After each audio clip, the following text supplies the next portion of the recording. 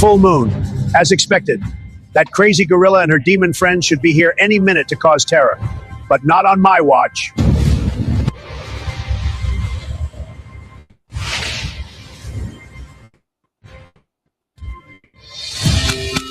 No one can know about us. I know, it's our secret.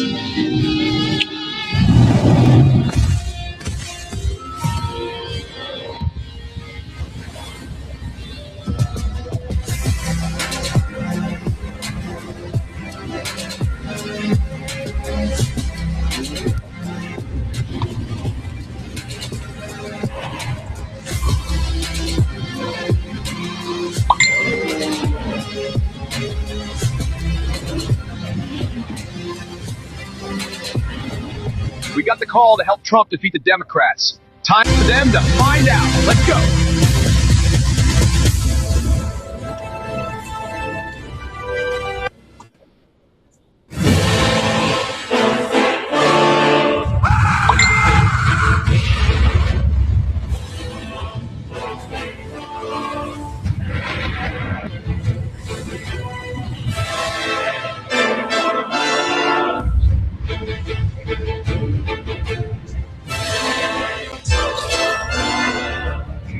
Tremendous view, the best. Now watch this, very strong. Swinging, the greatest swings. This is huge. Surprise, Pelosi! Spider-Man, what are you doing? Just saying hello. Get off me!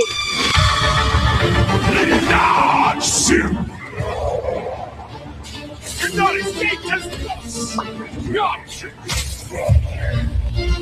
You can't stop progress. How about I give it a shot? Oh. You'll pay for this. Send the bill to the Avengers.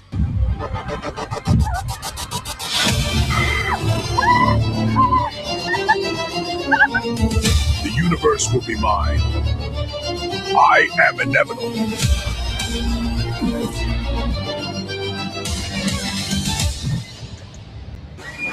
Let me go! I can't do that. You'll regret this. Not today.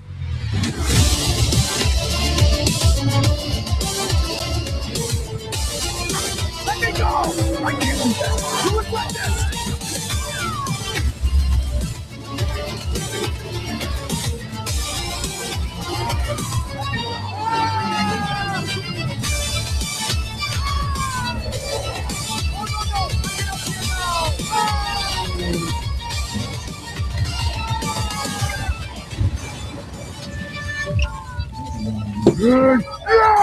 It's great to see you, my friend. You too. I've missed this. Me too. Cheers to that.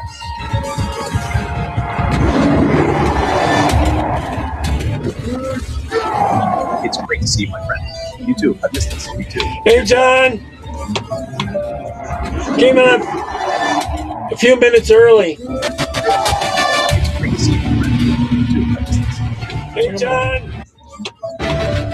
Still playing somewhere here. A few minutes early. I had 2 tabs open.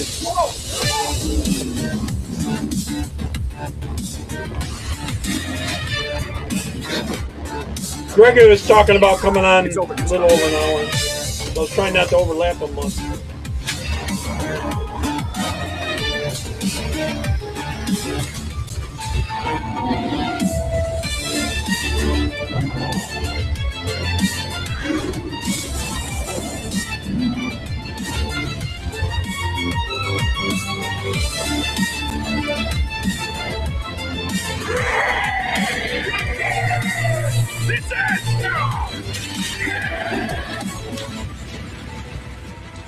This city will rise again. You might not my vote. Hey, Colin.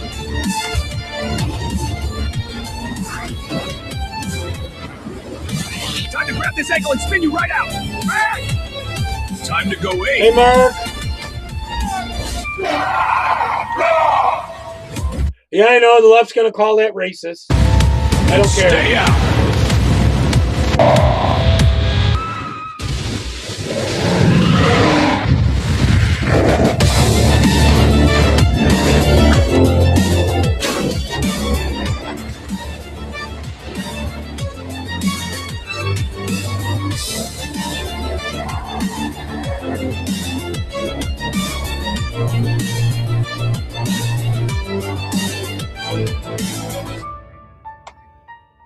stuff they can do with AI these days, it really looks realistic. I tell you that.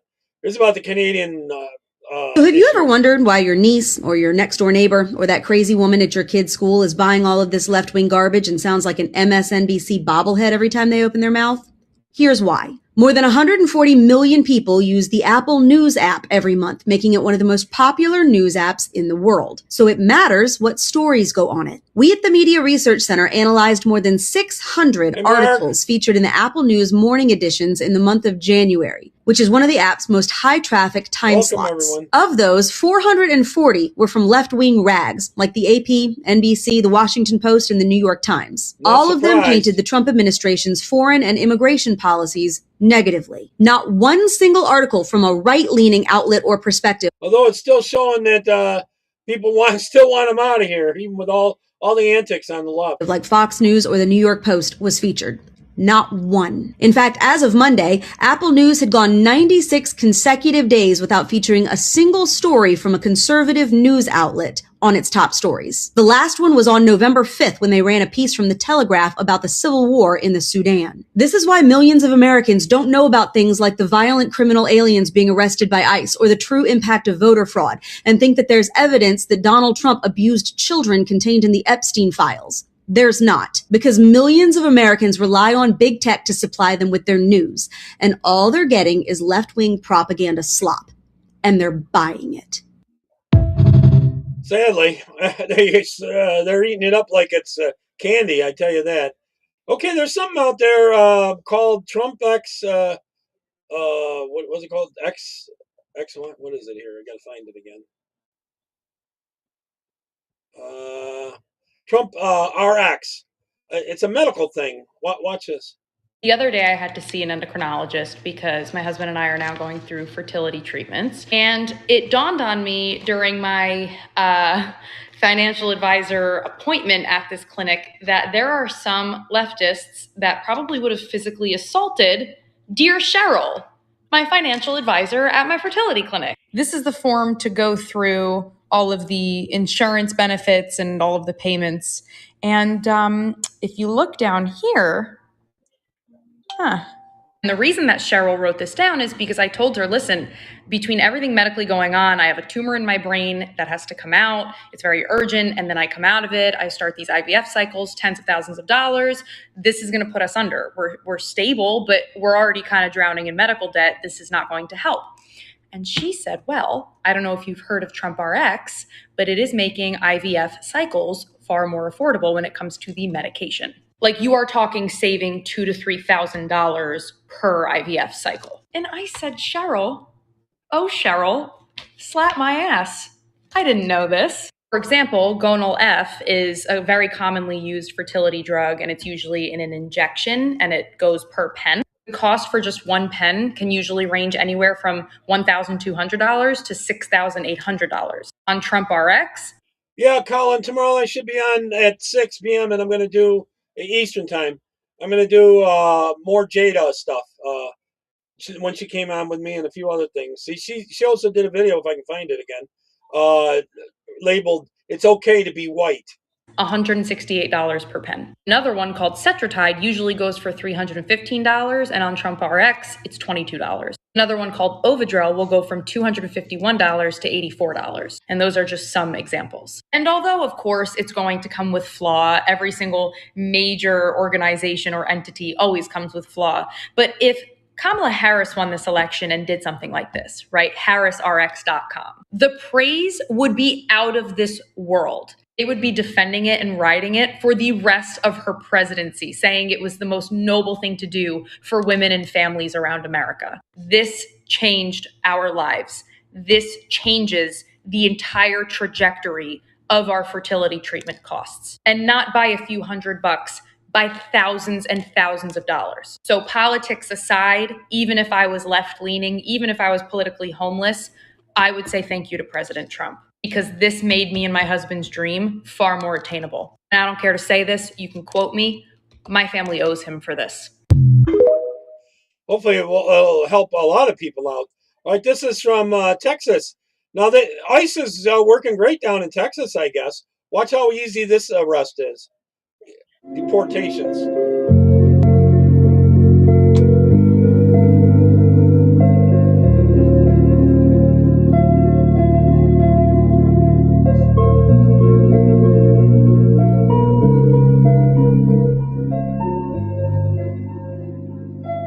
deporting 2 of them.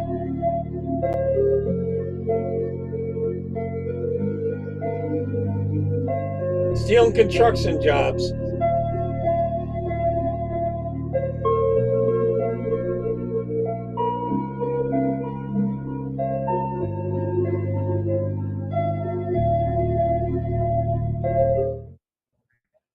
Okay, watch this Maryland sheriffs furious about the governor there. Watch this. The abolishment of the 287G program is not the abolishment of ICE. They're going nowhere. In fact, they're going to intensify their efforts. We warned them this was going to happen, and it's going to happen. Hey, John. A warning on Wednesday, issued by sheriffs from the 9 Maryland counties forced to end active partnerships with ICE under new state law. It is the biggest betrayal Gregory's coming on to after law me. enforcement and public safety that I have ever seen. There Trying will to get be through all missed. these videos fast. And that is Gregory. my concern. There'll be people missed and who will be re-released into our I don't communities understand, who pose John. a threat. The You legislation tried the signed Trump by X the governor Tuesday or X? abolishes 287G agreements with And ICE. one of the prescriptions Mark my wasn't word, on it. you will see Well, a maybe dramatic eventually there will increase be. in the presence Give of it a little ICE time. in this state. It's probably going to take a little time to set it all up. You know? The Carroll County Sheriff told us that he Yeah, all deportations should be that easy. If it wasn't for these leftists, I tell you that. All right, this is what's New York Democrats were sold the free stuff. Watch. The mayor, with the greatest respects, in every campaign speech, in every debate where you engage, we opened our ears to listen. Now today, No, they're pissed. They're not going to get their free stuff. Oh dear. Like they really believe that bullcrap? accept the words echoing from us now. Do your job as mayor and leave our taxes out. Saving only 2 options. You're saying if we don't tax the rich, then I got to increase property taxes. We are not a pawn in Southeast Queens. We are not part of your negotiation. Zoran Mondani, you are out your goddamn mind. In a real word, maybe, John. Hopefully. Give it time. Yeah, I'm going to go. Okay. I gotcha. Took me a minute to read it. I didn't get that. Good evening.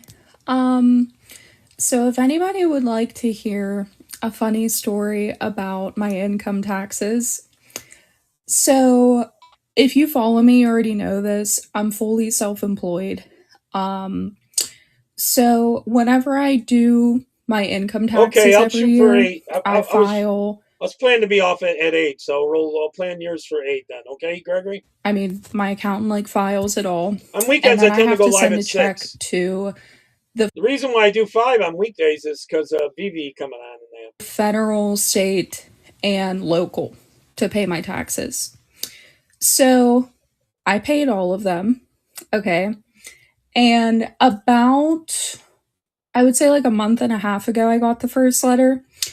I was glad to see about your leg there doing a lot better, Gregory. I get a letter in the mail from the IRS saying, hey, you owe us money. You owe us $52, like, and change. So It's a I'm crazy like, story. that's really fucking weird because I paid all of these. So I scroll all the way back through my bank account, find where the checks were deposited with the pictures of the checks, send this all to my accountant, and I'm like, did I miss something here? Because I paid exactly what's on my tax forms, whatever they're called. She says, no, on my end, you're all paid. They send me probably like 10 more letters in the mail threatening me. It's to the point now I got 2, what is it called when they tape it to your door? Oh my God, what is it called? Where they tape a letter to your door. Notices. That you have to sign for the certified mail, okay? Oh, okay. Threatening me that now it's serious, the $52.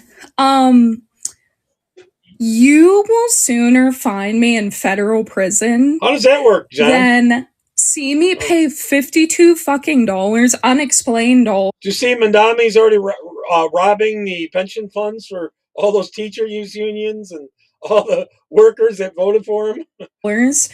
And there's some Somalians, whatever the fuck they are, in Minnesota taking $8 billion. I think I just saw a thing that it's up to $9 billion in fraud. And you're coming after me, an American business owner, for $52. I will see you guys in federal prison. What's your thoughts on that one, everybody? Okay, the next one, CNN did a hit piece against Christians. Watch this. Leave it to CNN to put out a full documentary project as a hit piece against Christianity, basically blaming Christian nationalism and the evil associated with it on Charlie Kirk. Well, for the past several months, I've been working on a special project examining the growing influence of Christian nationalism in America. If you're not familiar, Christian nationalism is an ideology rooted in the belief that our country was founded as a Christian nation and that our laws and institutions should reflect Christian values. Christian nationalism is the belief that America was founded on Christianity and that our laws and beliefs should be founded on Christian values. Yes, America was founded to be a Christian country, and our laws and beliefs are already based in Christian values. What is going on? In the lead up to my hour-long documentary this weekend, they hate Christianity. They hate the family unit. We're going to bring you a preview of what you'll see, starting off with the assassination of Charlie Kirk last year. Experts say it was a pivotal moment for the movement and an occasion where the tragedy of his loss unified Christian nationalists and the Trump administration as they honored him. Well, yeah. September 21st, 2025. America is a nation in grief, a nation in shock, and a nation in mourning. Charles James Kirk was heinously murdered.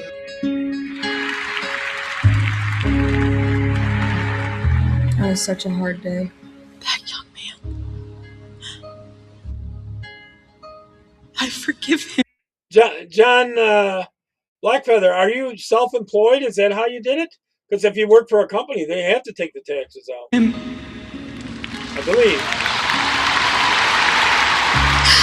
Charlie Kirk, a conservative activist and prominent Christian nationalist, was assassinated. Hey, Mr. Fixer. It became a rallying call for those who believed in his message. My charge to all of you, put Christ at the center of your life as he advocated for giving his. It's on at 8:05 a.m. or something. Memorial service was one of the most potent examples of the shift. Do you see that both in the jumping thing there, what do you call that?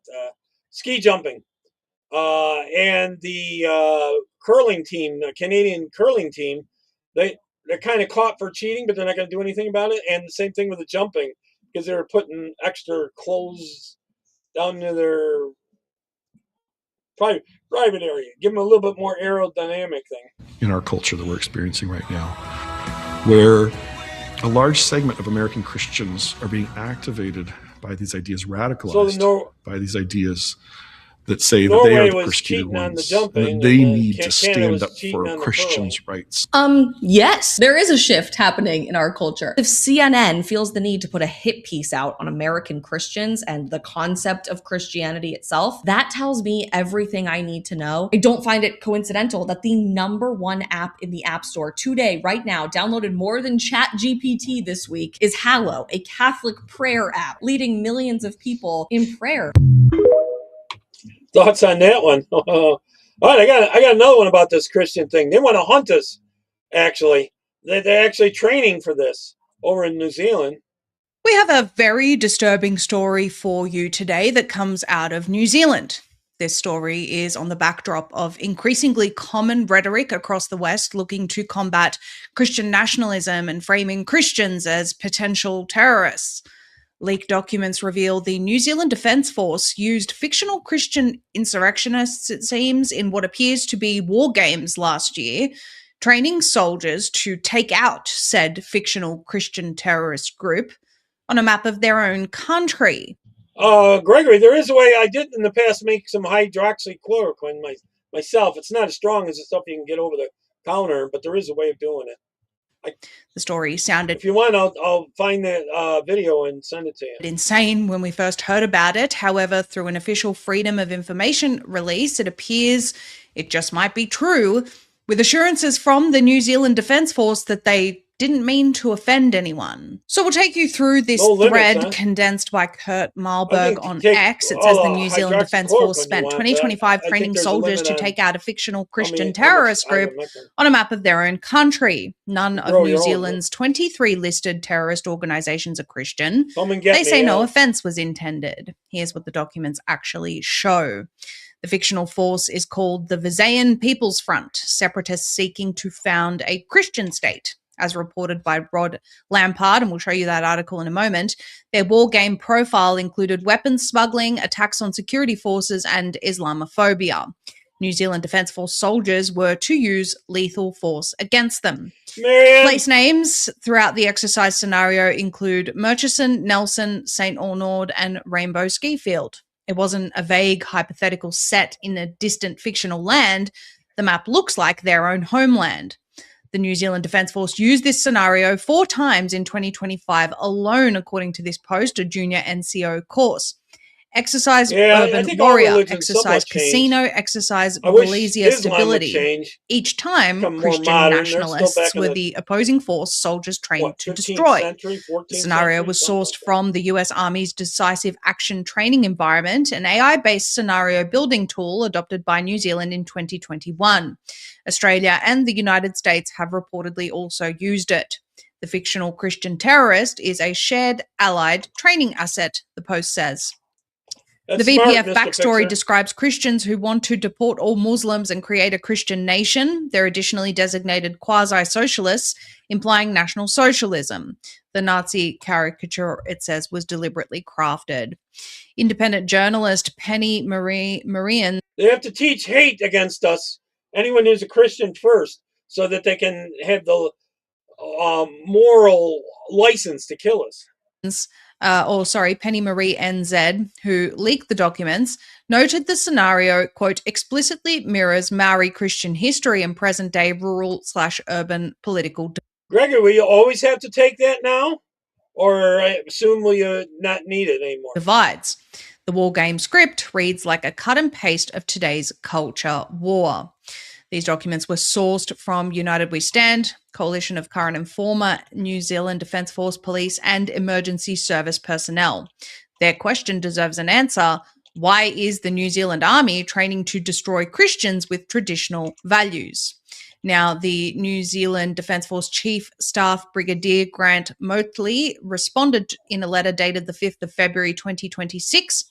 He confirmed the scenario's use. He said no harm or offence was intended. He did not explain why conservative Christians were chosen as the enemy. So again, this story seemed really insane to us. The fact that Christians would be painted in this light, some sort of extremists, but it is definitely a growing trend. The thing, John, they want to kill us. Across the West, despite the fact that Christians are literally the least threatening group on earth. Our theology is love your neighbor, do unto others as you would like them to do to you, turn the other cheek. These are the fundamentals in Christianity about loving others, loving the whole world, proceeding with peace. Blessed are the peacemakers. But it seems that this rhetoric against Christian nationalists specifically is increasing, and we will talk about that more in a moment. We went on and found the official response posted on the nzdf.mil.nz website. So that is on the official. Gregory, do you put that on the outside of your leg? You ingest the ivermectin? Website of the New Zealand Defence Force, and here is a response to what appears to be a Freedom of Information request. So it says, dated 5th of February 2026, Dear Redacted, I refer to your email of 24th of December 2025 to the Minister of Defence seeking a clarification about an NZDF training scenario reportedly involving a fictional internal conflict in a South Island-like setting where one of the armed factions is depicted as emerging from, quote, Christian communities engaged in intimidation and violence.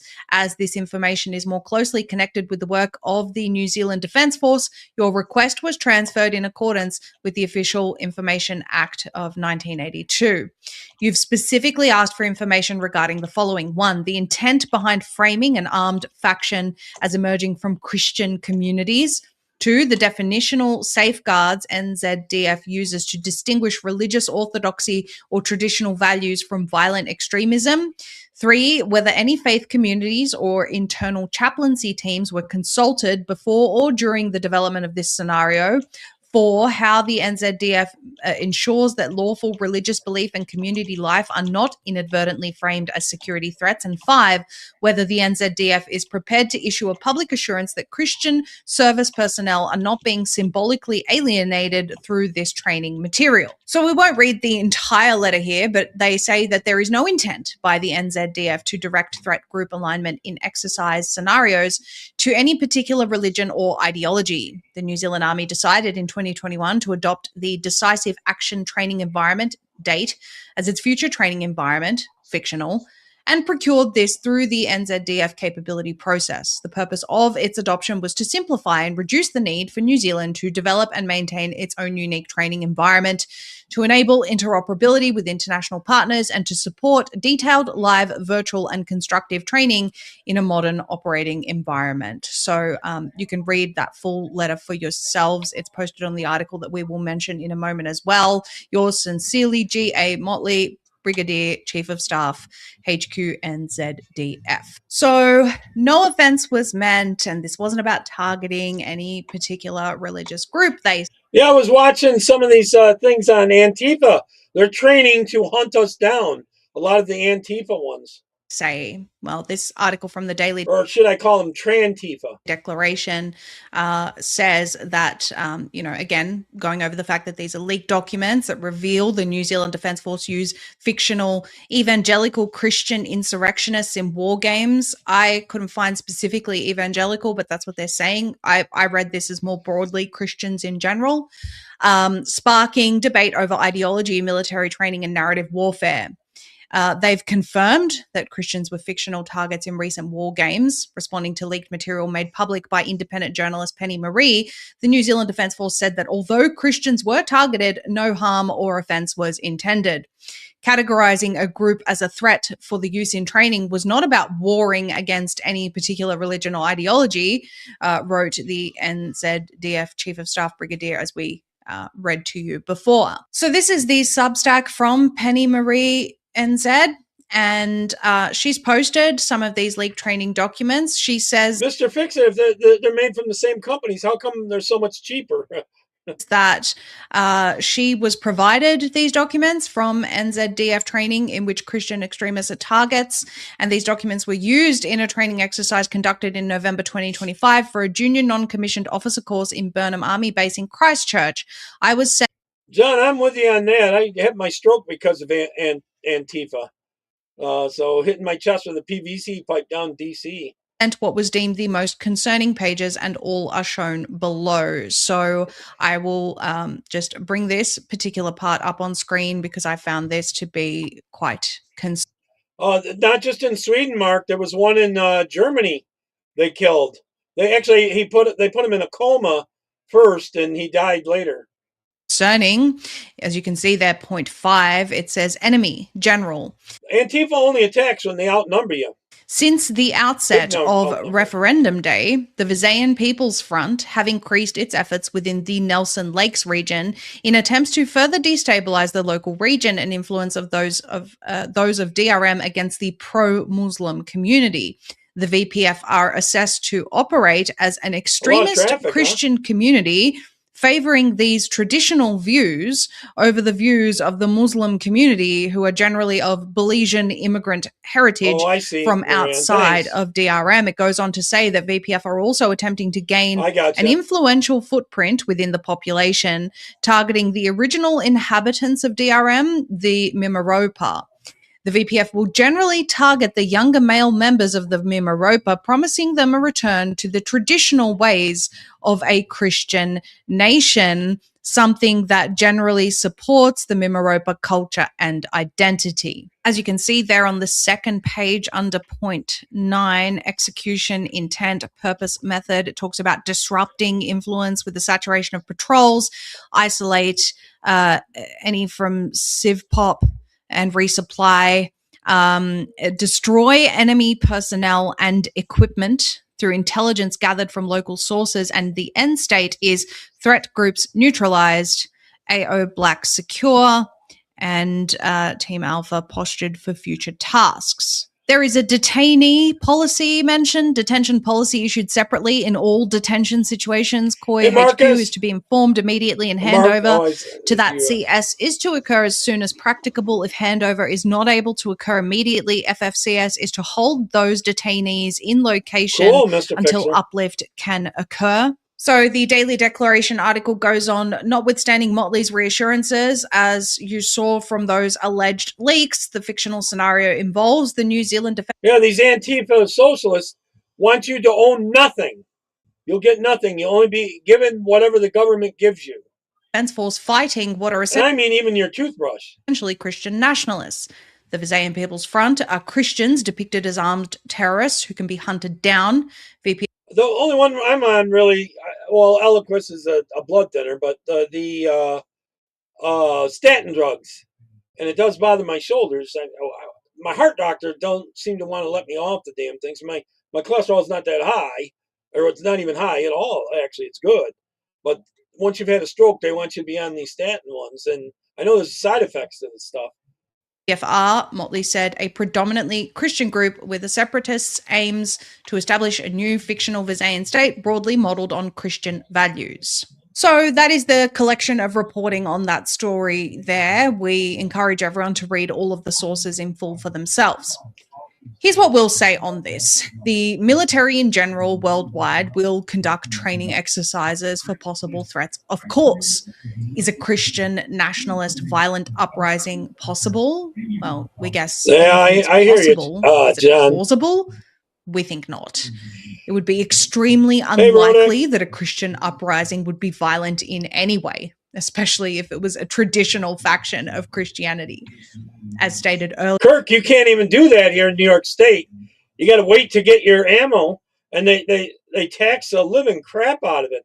You can't just go and pick up ammo, I guess. From what I'm hearing, you have to sign all these papers and wait for permission to get your ammo. And then they record, they have a limit on how much you can buy and all that. Yeah, Christianity in I hear of other people going out of state and then buying it and bringing it back, which I don't think is legal, but what are you going to do? General, but especially traditional Christianity is a religion of love and peace, and provably so. Christianity is the most persecuted religion in the world. I believe in doing some of those meds temporarily until you get past the point you don't need it. You know, your best bet is to get better with natural stuff. World, number one, because it's the truth, and number two, specifically because of its peaceful nature. As we said, love and pray for your enemies, turn the other cheek, forgiveness, even or especially forgive your enemies. For a military to be allocating money, resources, and time to training exercises, which we especially would consider extraordinarily unlikely, seems very odd, especially against what appears to be civilians on its own soil. With all the threats facing countries at the moment, whether it be international tensions, cartels and organized crime, or extremist ideology imported through mass migration, which isn't Christian ideology, by the way, one would think that training for a potential Christian uprising would be pointless. Yet here we are, albeit a fictional exercise, the New Zealand military seems to consider it a plausible threat. Maybe they plan on poking the bear so much that people will rise up. I don't know. CNN is preparing a new show in the US, seemingly wanting to present the threat of rising Christian nationalism here. Take a look. No, they want to do that so they can make people hate Christians. That's what they're trying to do. Listen. You believe the civil government should be guided and dictated by biblical law, right? Yes. Pamela Brown explores the rise of Christian nationalism. We've never seen it happen as fast as what's happening in the United States right now. And its growing political influence. It's always been Christian here. What the hell are they talking about? I think that Christian nationalism is going to reshape democracy. In this one nation under God, is liberty for all? We know the way that they treat women. We know how bad it is. The most peaceful religion in the West is allowed to be slandered in the media. Wait. Let me back that up a little bit. She talks about how Christians treat women, and she's crying about how bad it is? We know the way that they treat women. We know how bad it is. The most peaceful religion in the West is allowed to be slandered in the media, dragged through the mud, hit piece after hit piece, painting Christians as a threat to the overall community, and militaries are apparently practicing how to deal with this threat. This is another real reminder of the very real threat that Christianity itself is facing. The ultimate litmus test is, would the New Zealand military have faced huge backlash for conducting exercises like this on any of the other Abrahamic religions? We think so, but it's Christianity, so hey guys, we meant no offense, and we already told you it's just fictional. Great allocation of taxpayers' money then for this fictional... Well, what was that TV show that they were just talking about? That's something on our airwaves. Very unlikely scenario. Did you know that Windows has unleashed AI that has photographic memory of everything you do on your computer? It literally takes screenshots and AI analyzes it virtually in real time, which of course could monitor and surveil all of your activities in the wrong hands in a way that is searchable. That includes your most private photos, texts, emails. Okay, that's an ad actually, sorry. I'll go on. So the Epstein files has proved that COVID-19 was pre-planned and staged based on You don't say. communications had between Epstein and Bill Gates. But I don't understand why we didn't already know this with videos out there like this. First, we've got population. The world today has 6.8 billion people. That's headed up to about 9 billion. Now, if we do a really great job on new vaccines, healthcare, reproductive health services, we could lower that by perhaps 10 or 15%. I mean, getting rid of most of us. It wasn't the virus that was killing people. It was the vaccines. And all of you people who fell headlong into this lie and deception, all of you people who just believe what the mainstream media was saying and all of your favorite celebrities were saying and all of your Democratic politicians were saying, you need to realize that you were lied to and deceived. And you are the type of person who can be manipulated. You are the type of person who can be influenced to think what they want you to think, believe what they want you to believe, and feel how they want you to feel. And all of the people who you were looking at as enemies of the state because they wouldn't wear a mask and didn't get vaccinated, you need to realize that those are the people who have the ability to think for themselves. And those should be the same people who you should follow and listen to from now on.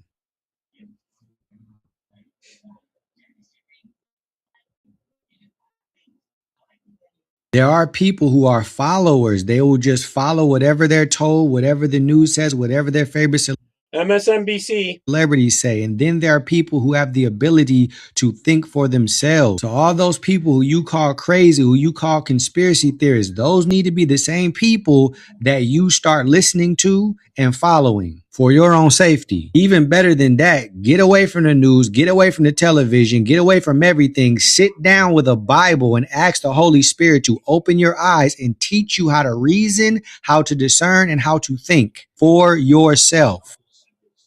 Amen. Amen on that. All right, here's a little bit more on Bill Gates and that it got exposed on this. Here's the receipt that most people never see. In the late summer of 2019, just months before any of us ever heard the word Wuhan, the Bill and Melinda Gates Foundation made a $55 million equity investment in a small German biotech company called BioNTech. Now, at the time, BioNTech wasn't even on the radar, right? But then the pandemic hits, the world shuts down. BioNTech partners with Pfizer to roll out the very first mRNA vaccine. Of course, the stock goes nuclear, climbing from $18 a share to over $400 a share. That's a 20x investment. Just that one investment took Gates $55 million to $1.1 billion. So ask yourself, what would a philanthropist do? Hold the stock, donate the shares, use the leverage to make the vaccine free and open to the world, but not Bill. Do you know any charity that operates like a hedge fund? It's insane. So it was financial for him as well, besides trying to kill us. It's about Supreme Court ruled on the tariff issue. President Trump is not happy about it, but he did plan for a contingency plan for this. And I'm already seeing something where he is implementing a 10% global tax. He's pissed off, and I don't blame him. This Supreme Court, it was 6-3. I don't know who the dissenters were, but I'm guessing that one of them is Clarence Thomas, because he is a constitutional absolutist, as it were. They erroneously, and yes, they do make mistakes. They are supposed to interpret the law, and what they failed to understand in their ruling of, well, it's only Congress who should have the power to tax. A tariff is not a damn tax. A tariff is a tariff. If it was a tax, it would be called a damn tax. It's not a tax. Kind of helps us buy more American, really. It is a form of income for the United States that has historically been implemented by other presidents with no problem. It's these communist Marxists who are stomping the yard for foreigners who are whining because they are finally having to come up out of their pocket with money they've been jacking from us for decades and putting us in poverty, while they prop themselves up and become first world countries at our expense. My God, it's only because of President Trump that we stopped paying into the Marshall Plan that was implemented after World War II. The 1940s, bro, we were still paying them into the 2020s. What? Why? You're a fully developed country. The Supreme Court is wrong on this. Oh, if you talk to her in person, she's a really good person, I tell you. Very honest and down to earth. A tariff is not a tax. Problem is, she's really hard to schedule and get a hold of. She gets so many messages. God. Oh.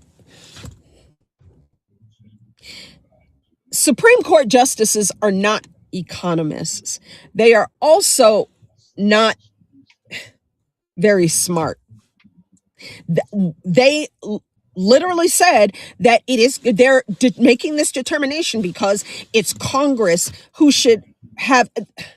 Congress has sat on their ass for 100 years and have not done shit for American citizens. Nobody else has. Well, they'll do it if they get enough money in their pockets. Come up with this tariff system in the modern age, except President Trump, to bring income into this country so that American citizens ultimately would not have to pay the federal income tax, because we would have a system where the president.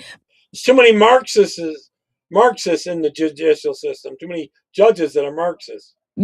Brings in the money from tariffs from other countries who have been dogging us out and stealing our money, and they were charging us tariffs to take their merchandise into our country. We still got double tariffed, bro. And nobody's done anything about it. Congress walked around for 70 years and knew it was happening and didn't care. Their lobbyists told them to shut the hell up about it if they brought it up. President Trump just kicked the door open and said, this is what I'm doing. We making trillions of dollars in tariffs. President Trump brought in $18 trillion in tariffs and money promised from countries like Japan all over the freaking world. And these dumbasses who sit on the Supreme Court, the black-robed brood, has just disrupted it. But you know what?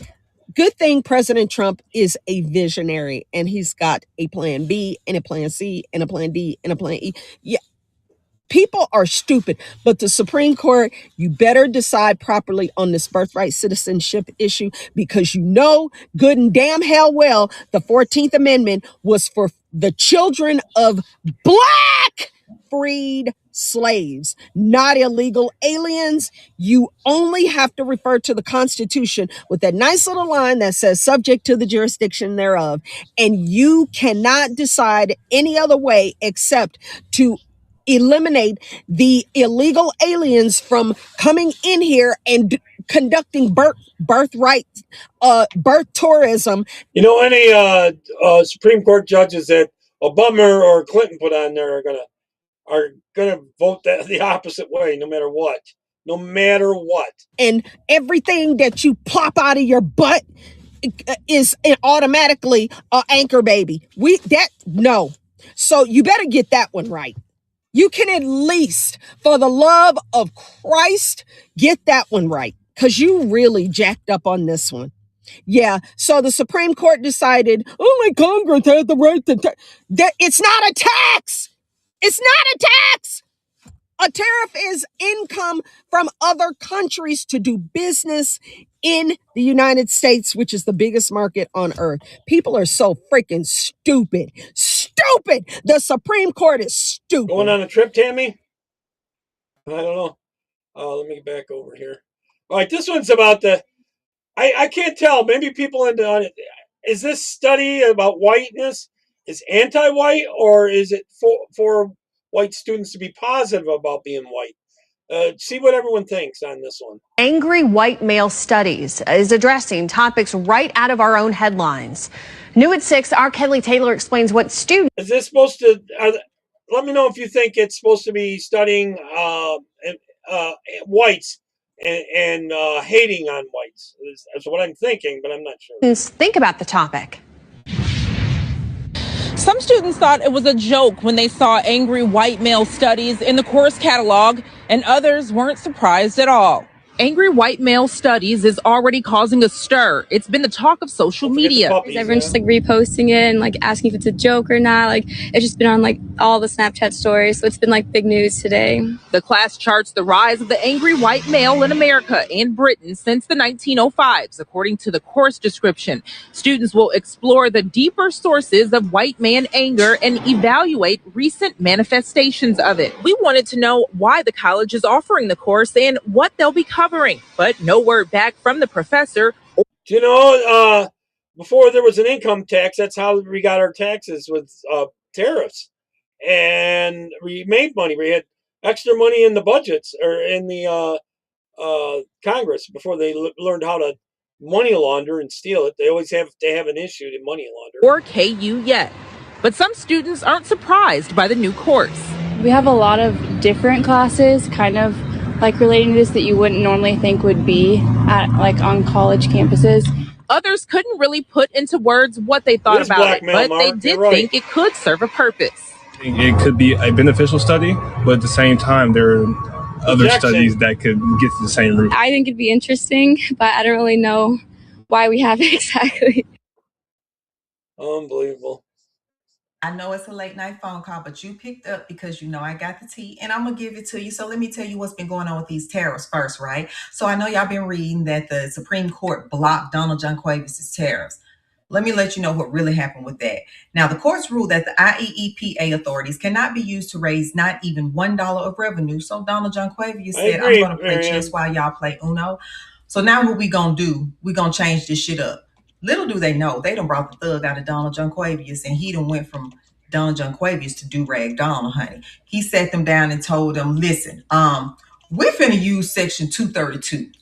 That's what we finna do. And 301 with the tariff authorities. Now, we finna combine that with Section 122. So I tell you what, whatever y'all paying these judges to block my shit, gon' put 10% on top of that. Because I'm gonna tell you this right now. You playing with my goddamn money and my time. And them two things I don't like to be played with. So put it in your budget, that 10% tariff, because you're going to add that to whatever you paying them goddamn judges, and all those finna get paid. He might not have did it just like that, but that's the gist of what he did. Now, as far as Zoolander Mommy Daddy, let me ask y'all a question. Did y'all really think y'all was going to get all that free shit with him? Because if so, I got some beachfront property in Idaho that it's begging for you. You know, 12,000 flat, just cash at me. Not only did he lie about the free shit, but he raised property taxes by 10%. Damn, 10%. So He raised bus fare. He let go of 5,000 police. The trash is piled high as the Empire State Building, honey. And they talking about banning dogs because most of the Muslim community really don't fool with dogs. So y'all can say goodbye to Mr. Piddles and Oreo, child, because they might take them from you or tell your ass to get out of here. They're gonna start with no dog zones in New York, and then expand on that. Now, Mitch Turtle Power McConnell, what the fuck wrong with you? Okay, what's wrong with you? You don't want people to show ID to vote. Now, we all know that you might be just a few years away from telling Jesus all about your troubles in person. But while you are here, just do the right thing, Franklin the Turtle, because ain't nobody got time for this shit now. We can show ID for everything else. We can show ID to vote too. We can show ID to drink. We can show ID to get tobacco. We can show ID for everything. You can show it to vote. Now, did y'all know, this the gossip, did y'all know that Ketanji Brown Jackson is the one that sentenced the man from Pizzagate, like in 2017. And then 5 years later, Joe Biden picked her to be a Supreme Court judge. I'm not saying all that shit is connected, but what I am saying is I don't think too much shit is a coincidence in life. Either way it goes, that's the tea. That's the gossip. I'm going to talk to y'all tomorrow. I love y'all so much. God bless you. God bless America. God bless Donald John Quavius Trump. Pick up the phone tomorrow because I'm going to have some more shit to tell you. Love you. It's pretty cool. Anyways, this is happening in Texas. Islamic stuff that's going on in Texas. Tammy and John, you want to watch?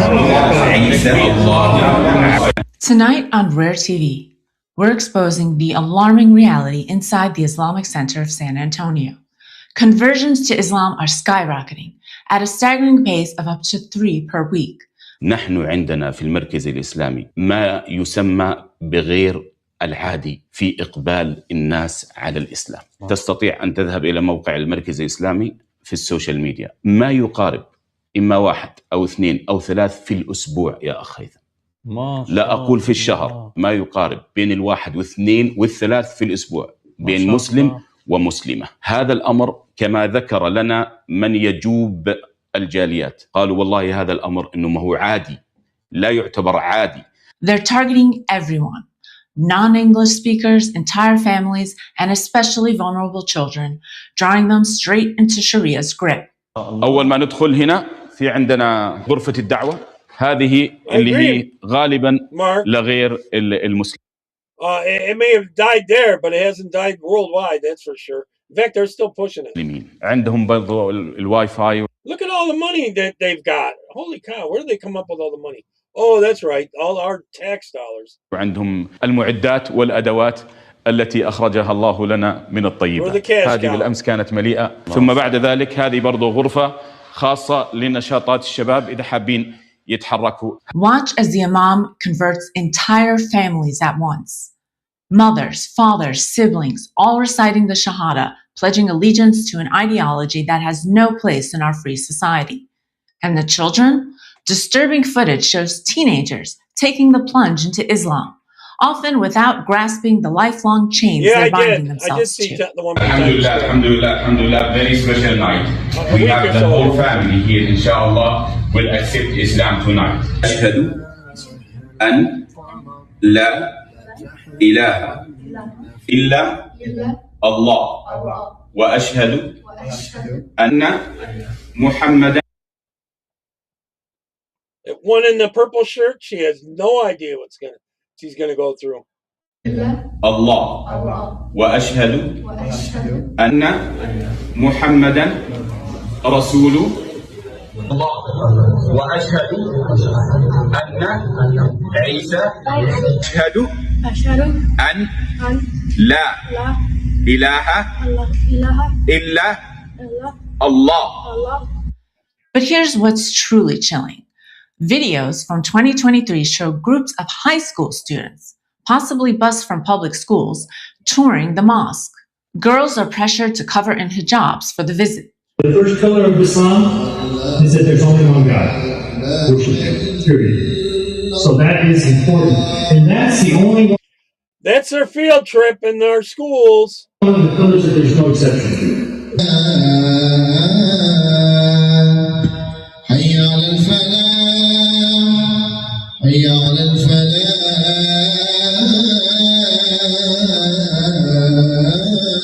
All right, give me strength. I didn't check over there for a while. أشهد أن محمدًا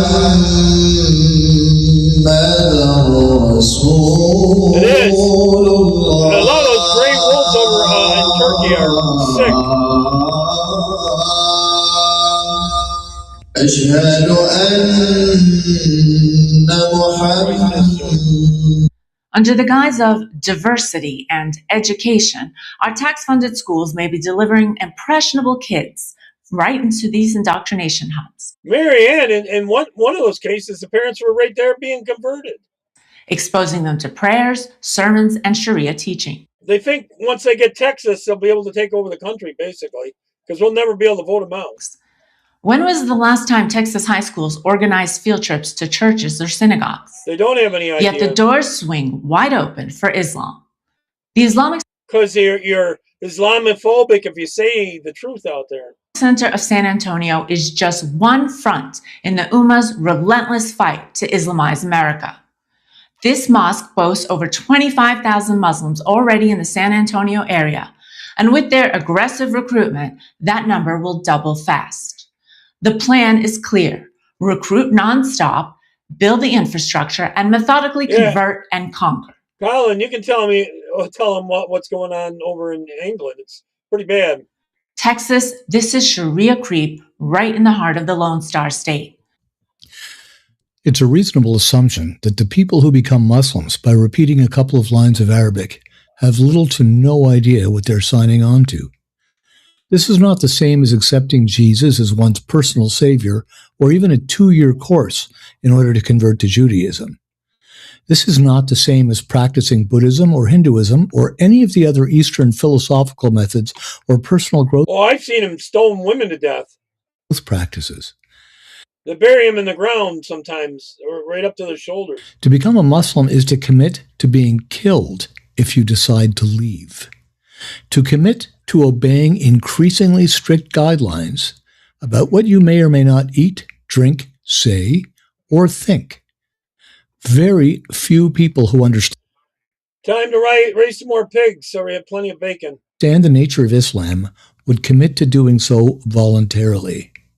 In 2011, in Sydney, Australia, a recent convert to Islam named Christian Martinez, who had been drinking alcohol and using drugs, was attacked in his home by 4 Muslim men who pinned him down and whipped him up to 40 times with an electrical cord as a form of Sharia punishment. The attackers were later convicted of assault. In 2026, though, I'm not so sure they would have been convicted at this point. Oh, they stoned him to death. Let's hope America comes to its senses before these new converts find out what they have signed on to. Wake up before your freedoms vanish under the crescent moon. The thing is, they're giving birth like crazy.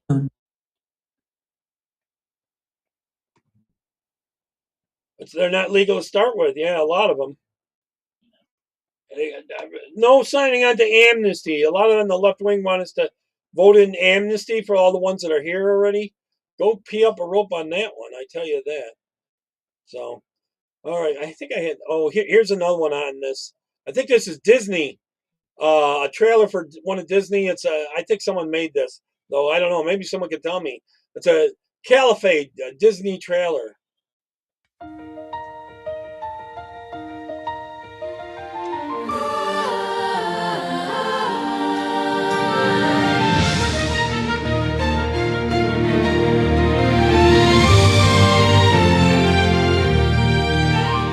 They say convert, pay up or die, and they look you in the eye, knowing you believe the lie, that inclusion was everybody's friend. When the truth now we all know, that was the beginning of the end. You didn't fight back, you failed to resist, and now the country is under their fist. No sun, no fun, no sky. All the music now must die. Yeah, they don't believe in music. No more thinking thoughts, Sharia council, schools and courts. Welcome to Britain under the brand new caliphate.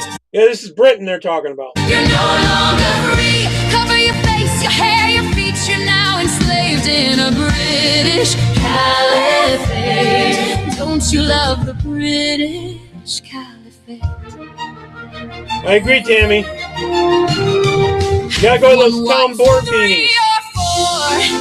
When they're knocking on your door, asking if you're reciting the Quran, telling you you're gay, and stoning you today. No matter if you're a woman or a man, you didn't say no.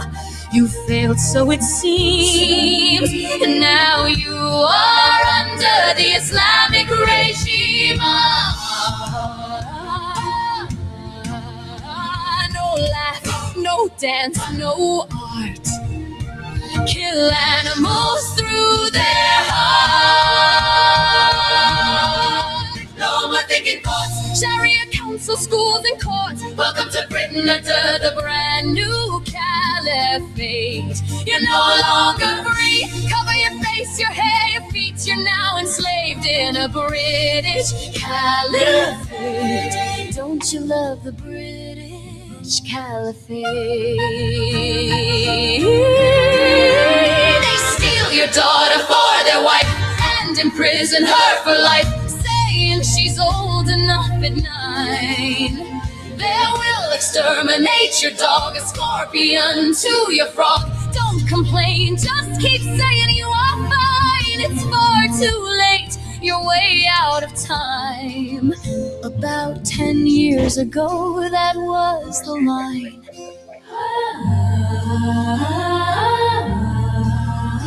No Christian or infidel.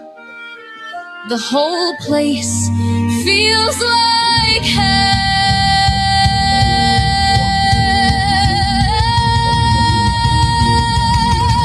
No more thinking thoughts. Sharia council, schools and courts. Welcome to Britain under the brand new caliphate. You're no longer free. Cover your face, your hair, your feet. You're now enslaved in a British caliphate. Don't you love the British caliphate? From the cities to the town, all the people wear a frown as they hear the horrendous call to prayer. Getting elected into power every minute, every hour. By next week, a Muslim will be your mayor. No more thinking thoughts, Sharia council, schools and courts. Welcome to Britain under the brand new caliphate. You know, they still have auctions for slavery in Muslim countries. You're no longer free. Cover your face, your hair, your feet. You're now enslaved in a British caliphate. Don't you love the British caliphate?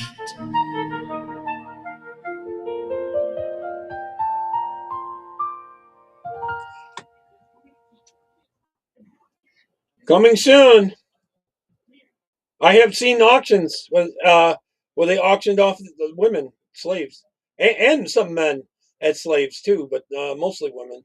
Now, this next one is about a candidate that's running here in USA. I forgot which city. I wish I could remember. But she, a Muslim, is run for office and has a very good chance of winning. Uplift one another. We are all here today uplifting one another because we believe in Somalia. We believe in unity. That's why we are here today. This is not in Minnesota. So to that I say, make sure you are registered to vote. Make sure that you are engaged for the next few months. I will need a lot of volunteers to help me knock doors, to continue to collect signatures, and I will need all of you to reach out to your neighbors and to let. Forget that. I forgot what city that was in, but it wasn't a place that you would think. Yes, I'm an immigrant. They sent me here to vote. This is about voting. I didn't put a label on this. It's about signing up illegals And this guy is intentionally signing up illegals to vote and kind of voting or telling them who to vote for Mandami. It's New York City. Yes, I'm an immigrant. They sent me here to vote. I was recommended to come here to find information to vote. Oh, you register? Sorry? When did you register to vote? I did not. I didn't sign anything. They just told me to come here to vote. Okay. Vote Yeah, under suppression, Gregory. This is Michael Casey, correspondent with O'Keefe Media Group, reporting from New York City just before Halloween. Marianne, they're also Mandami's already making no dog zones. Some areas, no dog zones in New York City. And the only thing scarier than all the ghosts and the goblins and this rain this Halloween is a possibility of illegal aliens voting in our elections for mayor. Just last year, James O'Keefe encountered a man in New York City who ran a church called La Jornada in Queens. Hey, this is you. Now, Mr. Rodriguez was allowing illegal aliens to sign false documents to help them live in this country illegally and bypass the law. What I found most odd is that Pedro Rodriguez would keep telling me that I did not reside at an address that he personally signed the letter saying that I resided at. I encountered this man once again 1 year later. I don't think they... Same name, different address. I don't think they'll even accept seeing eye dogs, Mr. Fixer. Same blue shirt, same tie. I encountered this man posing as an illegal alien, telling him I was new to this country. Tell me to get a seeing eye pig. I just got here a couple months ago. I was not registered to vote, not a citizen, but I wanted to vote in this year's election. And what does he do? Like clockwork, he springs into action to help me. Yes, I'm an immigrant. They sent me here to vote. I was recommended to come here to find information to vote. I was given those locations. I will show you. Forgive me, I am no Espanol. No, English perfectly. Thank you, sir. What's your name, sir? Pedro Rodriguez. Pedro. No pleasure. Yeah. Miguel. Hand grenades. Sorry? When do you can make your own, John. I did not. I didn't sign anything. They just told me to come here to vote. Okay. And he tells me to go to a local community college. Yeah, I agree. Black market. To go vote in the election for mayor. That's close, right? Just across the street. Across the street? Yeah. Thank you. And so I can go there and cast my vote for mayor. Yeah. And I told him, still posing as legal alien, who should I vote for? He gave me a wink and a nod. He told me, it's all part of their vote for plan. the man whose name begins with the letter M. No. It's 3 guys. Withdraw, McDraw, yeah. Okay. Al I Capone. really cannot tell you vote to. Okay, but they got themselves whatever. Now, which It's candidate stereotypes for when I mayor was a kid, and it was has the letter M in the perfectly beginning of his fine with name? it. Is it Curtis Sliwa? No. Is it Andrew Cuomo? No. Is it Zoran Mondani? Most likely. The same candidate is running on a platform of aiding illegal aliens and giving them assistance to bypass. So you see Mandami cut all these programs and stuff, right? But he's going to give all this money out to DEI programs. He's upping all the money for those and studies on DEI stuff. And he's giving all these fake daycare places money. But they're not going to have enough money because they're getting a snowstorm starting tomorrow there, I guess. It's not that far from me. It's not supposed to be that bad here, but it is supposed to be there. And there's going to be people freezing to death and snowing in. No garbage pickup, nothing. But they'll get all their money for their daycares. ICE and avoid deportation. It's no coincidence Money that laundering. this so-called pastor, who just last year was caught by James O'Keefe, is now telling illegal aliens not only vote in this election, but vote for the candidate for mayor who is trying to help illegal aliens. So we paid him a visit. Yeah, he wants to keep aliens there so they have a Democratic majority forever.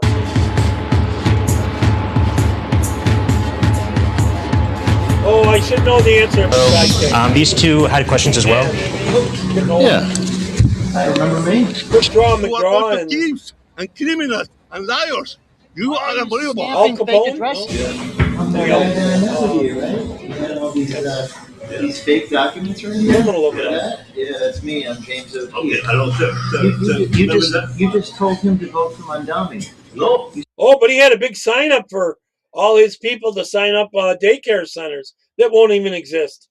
It's a money laundering thing as soon as they get in power. But that keeps him in power. You said vote for the guy with the M. That's what you said. Vote to. Okay. How much of that money's going to go back to the Middle East so they can get more over here, Marianne? I bet you a lot. But the Gaza whatever. How many people are being replaced in there? You just told him to vote for mayor. He's not a legal citizen. Hello. Do I have the control where we have to go? Yeah, but you gave him advice. No. What is the word? Just like you told me to stamp faith. But you just mentioned what, right? What you said? Yeah, what did he tell you? What did he tell I said that I was not registered, and they said, who should I vote for mayor? And he said, vote for the mayor with the M. Sorry? When did you register to vote? I did not. I didn't sign anything. They just told me to come here to vote. Okay. I said, yes, I did. Yeah, I did. Yeah, what you said? I said it so. Yeah. Just like the scheme with the documents from last year, remember? Okay, you remember? I steal children. No. How many people I steal children. I steal children. We're investigative reporters. How am I stealing children? Why? Yes. I don't know. Sir, first of all, you are entering here illegally. How am I entering here illegally? Because police are there. Do you want me to go? Yes. Okay, I leave. Why do you tell people to vote illegally, sir? Why do you tell people to vote illegally? I said that I was not registered, and I was here a few months. Yes.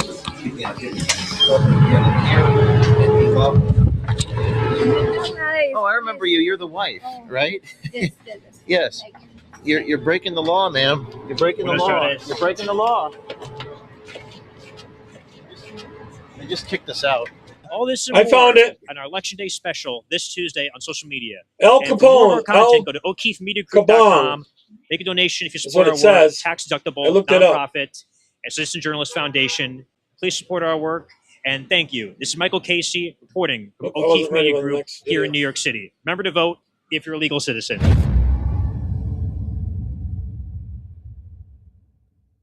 All right, here's about $4,000 of taxpayer money a day welfare fraud. An Indian in Minnesota gave an unqualified friend a fake resume, hired him for a job, and the friend paid him half the salary in kickbacks. It amounted to $1.2 million in kickbacks. That's what these Indians do all over America. That's why they're hiring these incompetents. It's not that the Indians being hired are better or more capable. It's just an opportunity for graft. Hire a bunch of Indians, all of them kick back to you half their salary, and you're making tons of money. You can't do that with an American employee, but you can do it with a low trust, low IQ third world employee who won't complain, because if he complains, he has to go back to the hellhole that is his home nation, back to India. This is just one example. Karan Gupta, 47, senior director at Optum, a subsidiary of United Health. Yeah, that's what I watched when I was a kid. Guilty after a 6-day trial. A 6-day it's quick draw, McDraw. You know, most murder trials are 1 or 2 days. Found guilty after a 6-day trial on no rest. I know. Fraud and money laundering conspiracy for hiring. They have so many good lawyers on the left for a position where the friend did no work, and paid half his unearned salary in kickbacks to Gupta. $1.2 million in fraud. By the way, if we started looking closely at all these Indian migrants in America who claim that America can't live without them, they're so much smarter and more capable than us, what percentage do you think would fall into this bucket? Some variation of this bucket. Fake resume, fake academic credentials, fake work history. Would it be 100%? It would be pretty close to 100%, wouldn't it? I bet if we look closely at the employment, at the academic, at the visa, at the green card, at the naturalization documentation of these third world migrants, especially India, which has the highest rate of fraud on the globe. The ones from India coming here, a lot of them are turning into truck drivers that don't know crap about driving. They had to invent an infinity fraud category just for India that we would not find 1 out of 1,000 who done all that honestly, where there were no lies in it. Not 1 out of 1,000. So that's the employment they're stealing. Actually, they're very corrupt over there. You may think it's silly when I say they're stealing our food, but they're stealing our food. America spends $8 billion monthly on SNAP, food stamps. If illegals were removed, the SNAP cost would go down by 70%.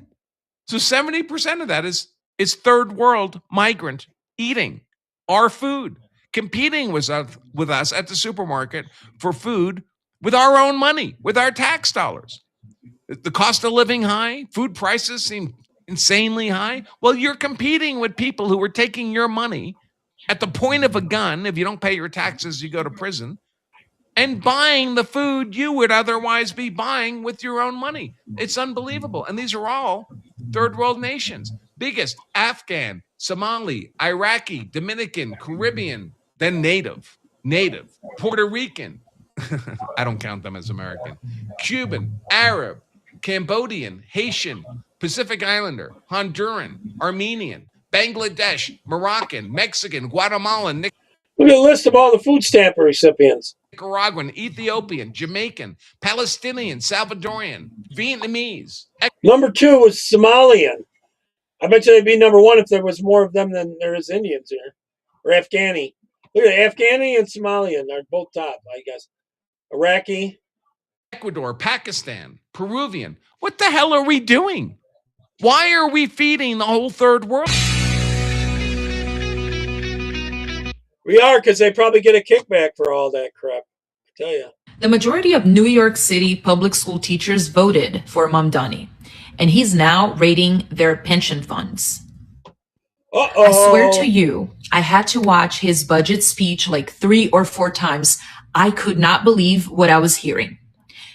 And I am someone who knows Mamdani's real intentions, but still it feels unrealistic that he would do all of these things, all of these terrible things in less than 2 months.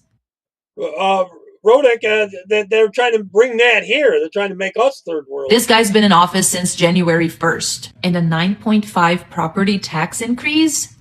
So much so for taxing the rich, right? I don't know how someone, especially here in the United States, still believes that this whole rhetoric of taxing the rich is actually functional.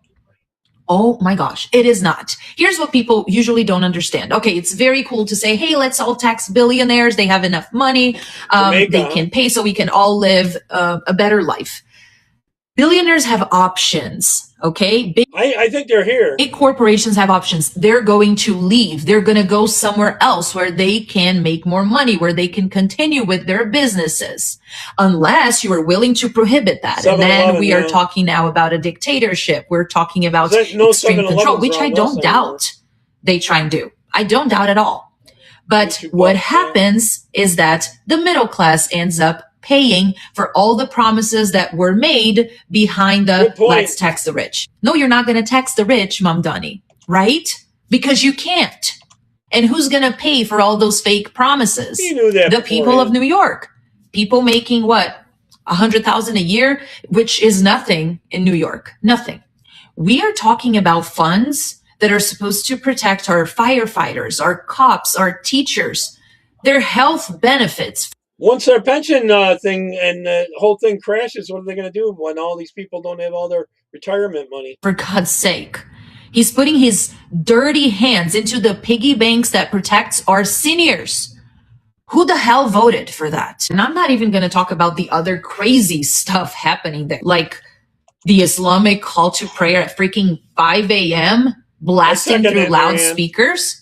Or his way of getting rid of homeless people, which is basically by freezing them to death, or the discussions being brought up if having a dog is considered a sin or not. They probably got grants and loans. Wow. New Yorkers, you are cooked. Pretty bad, isn't it? All right. School shooters, I labeled this one. 52 years of documented school shootings in America.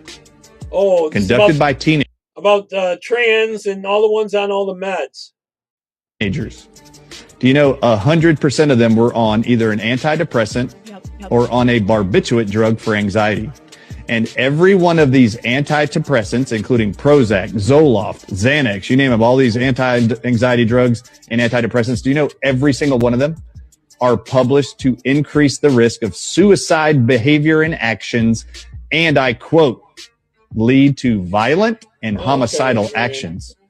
100% of all school shooters, for the documented 52 years of history, we've been tracking them and studying them, 100% of all the shooters were on drugs that are published and prescribed by your medical doctor, brought to you by CVS and Walgreens and others. Unbelievable. Hi, quick question for you. Do you know who this is? Do you know who this girl is? No? Well, let me fill you in. This is Alexander Lamar Banks Jr., and he was just arrested in Michigan after he targeted a white family with his car, running over the 3-year-old daughter, then getting out with a shotgun and shooting the parents. Harlow Smith, the 3-year-old daughter, was unfortunately killed in the attack. The parents are both in the hospital, and their condition has stabilized. And if that wasn't bad enough, 72-year-old Barbara heard a commotion outside, so she decided to go and investigate, and upon witnessing this horrific act, went to help the Smith family. Unfortunately for her, she happened to be in... No, tomorrow night. Jada, tomorrow night, Mark. I'm going to be playing that tomorrow night. I make a whole show out of it. She was on for over an hour with me. Then there's another clip I have of hers is 40 minutes. That's about her talking about the it's okay to be white. That's not one where she came on the show with me, but one of hers. I got to find it first though too. I'll be on at 6 tomorrow with it. So Alexander's field of view, and so she became his next victim. Barbara was beaten, bloodied, and concussed, suffering severe head trauma and even bleeding. Yeah, she was on with me for over an hour. I made the video a couple years ago with her. So she's been on more times than that, but I don't have the videos anymore. Bleeding in her brain. She ended up needing emergency. And my phone broke and I lost her number. Brain surgery. And as I record this video, the surgery was a success, but Barbara is unconscious. And the mainstream media won't touch this story with a 10-foot pole. There are reports coming out from residents in Michigan saying they're not even seeing it on their local news. And we all know the reason why. It's because this is the perpetrator. Tomorrow at 6. And these are his victims. We all know. If you go back a little bit, I played another one of her with me if you didn't see it. Jada Francine. That if a deranged white man targeted a family because they were black, ran over their child, and then brutally assaulted all of the people in the vicinity, that this would be a national story for weeks to come. And rightfully so. But because the races are swapped, the media doesn't care. It doesn't fit their narrative. Okay, this is Somali people in Minnesota are now demanding reparations. They want reparations because we took away all their free money. You won't believe this. Relief programs fits into our criteria of small business owners, not those who make 200,000 and above. We don't make that much amount. We have been suffering since the... We got to stop sending it back to Somalia. That might help. Crisis of ICE. And get real jobs. We also demand an immediate help to evictions so families are not pushed to homelessness during the crisis. Our community deserves accountability. Go home! You're supposed to be deported anyways. I think their temporary status, Trump has ended that by the end of next month, I believe. Our community deserves safety. We need also justice for those who lost their lives defending the community. Lost their lives defending the community? What the hell is she talking about? This is one of the most dangerous women in America since 2008. Andy Weingarten is the president of the American Federation of Teachers. She has a history of far-left political rhetoric. America has been better for certain groups. White males, straight people, non-Catholic white... Go pee up a rope. White Christians. They've always enjoyed certain privileges. The teachers' unions are very supportive of this whole Marxist view. Then those kids who've been indoctrinated into this radical ideology are the ones that are then going on into the corporations, into the media, into the culture, into government, into the teachers' unions. And this whole cycle keeps feeding itself. In North China, the children... But see, we keep letting them teach our kids. ...belong to the party. And also, Chairman Mao was our real father. The beginning of the Cultural Revolution was cancel culture, destroys statues, burning books, and intimidating people.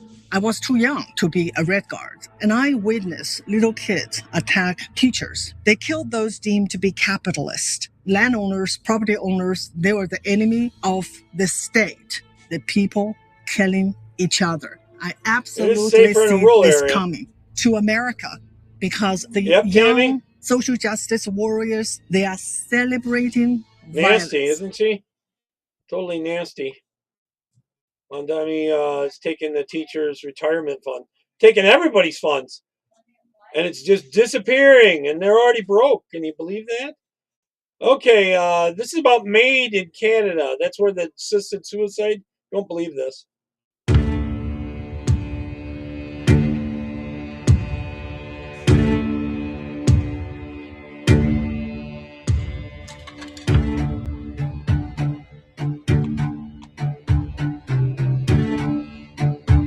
We strongly believe that she was coaching brainwashing him, Dan. in order for her to check off her own boxes.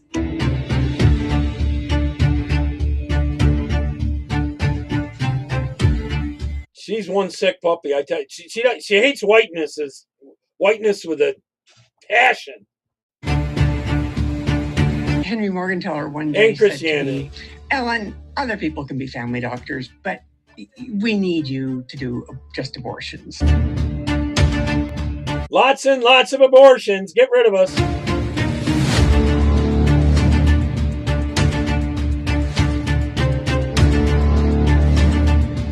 That and talk the kids into suicide.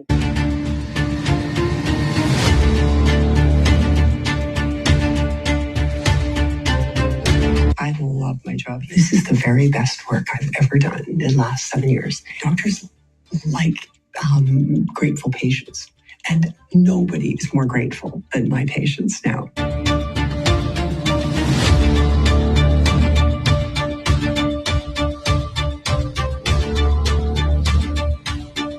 One of my patients who booked her death, I came to see her. She was in the hospital, so I came to see her about 5 days before her booked death.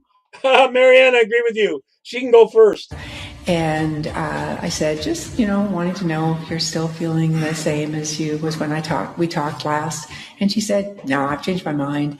I was they'll scared. bring Islam into the school. I'm fine. And she actually died on the day she had booked her death. And she likes that, huh? Pretty sick, don't you think? All right. Just during the last week, I've been in neighborhoods across Chicago, Illinois. Look at this. Chicago, from Bronzeville to South Shore to Chatham to Little Village. The president's absurd characterizations do not match what is happening on the ground here.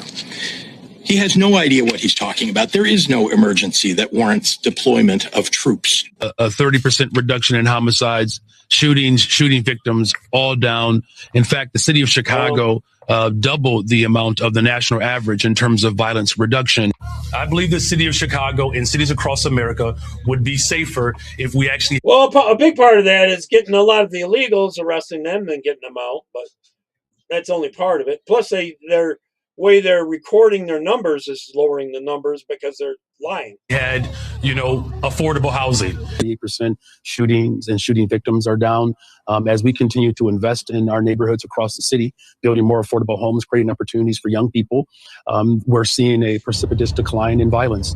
Look. And your wife, Stacy, be willing to cut your security detail from 150 sworn police officers and put those police officers back on the street where they can protect real Chicagoans? So we're very proud of the work that we're doing collectively to ensure that our police officers he's not going to answer the question. Have the resources that they need. As I've said repeatedly, he gets 150 private cops. It's policing and affordable housing. Again, just want to send a message to the rest of the world. This is not a hellhole. We're building the safest, most affordable big city in America, and we're doing it together. Let's get it. Unreal. As I'm crossing the road, this guy's approached me in broken English. Colin, this one's for you. This is a sad story to start with about the rape gangs in England. As I'm crossing the road, this guy's approached me in broken English saying, I can't tell what he's saying, but he's saying something about a lighter. And I've gone, I don't smoke, sorry. And just tried to scurry off. But the next thing I know, he's grabbed me from behind. Somewhere in the process, it's a bit of a blur because it's just, I have blocked it out. Anyway, another guy's come and they've now dragging me over the road. But because they're dragging me over the road, I'm thinking, they're taking me back to the party. It's a prank, it's a prank. But no, it wasn't a prank. They didn't take me back to the party. They took me in another set of bed sits.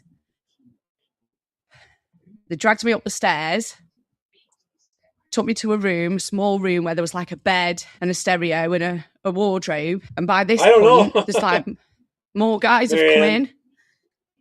2 of them have held me down. And they've all just took pushes the it in turns to do what they've done. I thought, I'm not going to get out of it. I'm just thinking, think of your ex-boyfriend, not the one I'm going to talk about, but a different one. And I'm just thinking, just think of that. So I'm thinking of that. And I'm like, I'm not going to get out of here alive. Anyway, they've let me get dressed. He's grabbing me by the collar and he's marching me down the stairs. By this point, I'm just wailing, like sobbing. A guy from the bedsits opened the door. And I thought, shit, if I knew he was here, I would have screamed. But I was in so much shock because people said after, why didn't you scream? But unless you've been... But they don't even arrest him hardly there, do they, Colin? In that situation, you can't judge somebody. He's pushed me out the door. This boy has said, what's going on? And they've gone, nothing, mate, and shooed him in the door. And there's like so many of them and only one of him. Anyway, they've let me out and I'm just relieved at this point. I'm like, I don't even care. As long as I'm out, I'm out. It's like grooming gangs are groups of men. It's not one individual raping her. Out. So as I'm walking home, and I'm just running to my mum's at this point, even though it's further away, but I thought I tried to go to my nan's and it weren't successful, so I'm going to just go back to my mum's. And then I hear this car just revving up, vroom, vroom, and it's him again, like the main guy. And he's going, get in, just get in. And I'm like, oh my God. So by this time I thought you're going to have to scream. So I'm just screaming, running down the street, screaming and screaming and screaming. Anyway, I've managed to get home and I've just got in the shower. I've just stripped off, got in the shower and just showering myself. But I left my clothes. I didn't wash them or anything. I just left them in a heap on the floor. And I just thought, just go to bed. Just forget about it. Anyway, I've seen like my little mum, who was the only person in my life. And she just said to me, you know yourself, Gemma, what's wrong? Because I'm usually bubbly no matter what. And I said, I've been SA'd. And she goes, by who? And I've said a lot of people. And she said, ew, like, are you sure? My mum, but you have to ask, you do. And I said, I know I'm a tearaway team mum, but yeah. And she goes, right, that's it. She got the police. Police come out, they interviewed me and scrutinised everything I was saying. They went over it like 1 or 2 times, then a 3rd time. And then they went to where it happened and they'd fled the scene. So they're right there. That's proof, that's proof. It turned into a major case and there wasn't social media and all that in them days. It was Crime Watch. So it was all over Crime Watch. And then they finally got these guys. They were scattered all around London. They'd gone all to different places. They managed to get them all, or at least some of them. There was a letter in the car of one of the guys writing to his dad in his country of origin saying... So we were talking about being in like an environment of drug users and feeling safe, and then... No, these were all illegals there. This happened. This wasn't involved with the circle he was bothering. No, this wasn't involved in any circle. So where were these people? These were not from the UK? No, they weren't from the UK, unfortunately. They were from the Middle East. Okay. Very interesting. Yeah. So all that's happened. They found this letter, one of them writing to their father or somebody abroad saying, we've done this to this girl. We need the best of the best, this and this. All this evidence stacked against them, everything. But because there's so many women out there and girls that do lie, even with all the evidence, they still got off of it. And I was in prison with girls that lied about being raped. And it's so frustrating to me because it's just, don't do it. Because genuine cases like mine, you go through all that aggravation and all that stress to then be told they can walk free and you're there damaged. And that wasn't the worst of it. The worst of it was, Cullen, yeah. Every single one of my friends dropped me. Everyone called me a racist slur saying I'm a, whatever. I brought it on myself because I was a tearaway teen. Luckily, my job kept me, but that was the worst of it. It's like, why would you do that? Sorry. And even now, they're all crawling out the woodwork asking me if I'm all right. It's like, no, don't. Just don't. Don't. You didn't want me at my worst. You're not going to get me at my best. You're just not. That story's hundreds of times, thousands of times over. This is about California, all the cuts that needs to be done. Governor, most of the veterans who serve in the California... Yeah, he's going to cut all the veteran benefits so he can still give that money to those illegals in California. Governor, most of the veterans who serve in the California legislature are not here and don't support this proposal. They note that you're essentially outlying an entire industry of people who are helping with the backlogs with accredited VSOs. And at the same time, they're concerned that those people, they're 2,600... Look at the smirk on that guy's face. He knows he's running for president, and he's going to get the left wing vote. They don't like veterans on the left. Claimants who are now in limbo because of this bill. I wonder, I also know Assemblyman Jeff Gonzalez, the only disabled veteran in the legislature, wanted you to take his name off this bill, not even sign it, just based on that alone, that his name is on there in a way that he does not want. Why not just take more time for these groups to figure it out, or why not find other consumer protections that, could have landed so that everyone could be on the same page? I don't add names or remove names from bills. That's the purview of the legislature. And I'll just say this, I'm proud to sign this bill. It's the right thing to do. I was mentioning to the group a moment ago, I got an interesting text, someone you know, who said he was hired for a quote unquote load of money and needs it. And was tempted to lobby me today to advance that opinion and point of view. He said, absolutely the wrong thing to do. He said, sign the bill. No amount of money could dress my conscience if you did not. So I am very clear this is the right thing to do. That said, let me ask the author to answer your specific question, because that was debated with his and her colleagues in the legislature, and they can fill, I think, and color in a little bit more of their. Unbelievable, that piece of crap. Oh, boy. But speaking of people that are mentally challenged, this guy in Canada was able to sue because the barber on their website didn't have some fake made-up gender that he could click. So this is really happening in Canada. This barbershop got in a lot of trouble, and I just can't believe it, because on top of all this makes me so mad. The guy doesn't have any hair. He's got no hair. Why is he on a barber's website anyway? Just play the clip. My name is Alex Frederic Mignot. My pronouns are they, them. Alex Frederic Mignot says they are satisfied with a ruling by Quebec's Human Rights Tribunal. Mignot complained that a salon's online booking system was discriminatory to non-binary customers. It was ordered to pay This is part of the reason why Alberta wants to get out of Canada. $100. To see the tribunal side with me on that and say that, you know what, non-binary people shouldn't be forced to pick man or woman. And it's not fair for them. I was so relieved and happy to hear that. It all started 2 years ago when Mignot wanted to book a haircut at Station 10 Salon in Longueuil. Customers are asked to choose whether it's for men, women, children, or someone with a beard or braids, something Mignot refused to do. It's a repetition of a trauma that I keep living over and over again. And it cuts me off from society. Okay, Mark. They filed a complaint with Quebec's Human Rights Commission. The salon offered Mignot 3 free haircuts and changed its website to include a non-gendered option. Its co-owner says he's surprised the issue wound up in court. Well, it's $500. It's not a big amount, but it is a precedent, and many even are. I mean, guys, Canada is cooked. Just think about it. The tribunal, their court system actually fined the barbershop $500. And then on top of that, the barbershop offered the guy 3 free haircuts. But the thing that's missing in all of this is the guy has no hair. Well, how did this not get thrown out? As soon as a bald guy comes in complaining about how he can't be gay in his barbershop pre-survey, should be totally discredited if you can't cut any hair on your head. I don't understand. How is this happening? How did they take this serious? I'm so happy that I live in America. I know that there's some powerful people in America that hang out with pedophiles, and I do not think that that's cool. But at the same exact time, at least we're not Canada. Canada is way worse, way gayer. It's a non-binary country. It really... It's basically becoming more Indian than Canadian. So really, their controlled demolition of their country, I'm happy that it's happening.